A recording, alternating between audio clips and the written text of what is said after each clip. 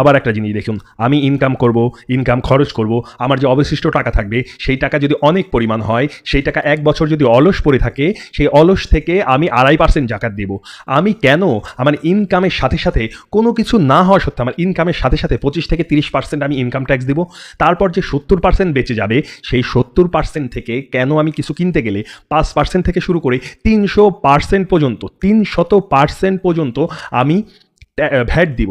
কেন? আমার তো হক ছিল শুধু ওই 2.5%, তাও আমার বড় অঙ্কের যে টাকা বেঁচে যাবে সেই টাকার বয়স 1 বছর হলে।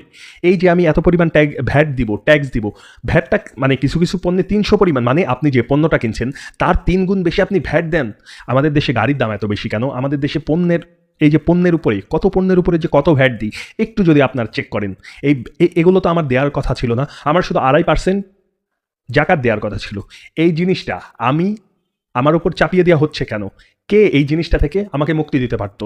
একজন প্রকৃত ধার্মিক লোক আমাকে এই ট্যাক্স, ভ্যাটের যে শিকল, এই শিকল থেকে আমাকে মুক্তি করতে পারত।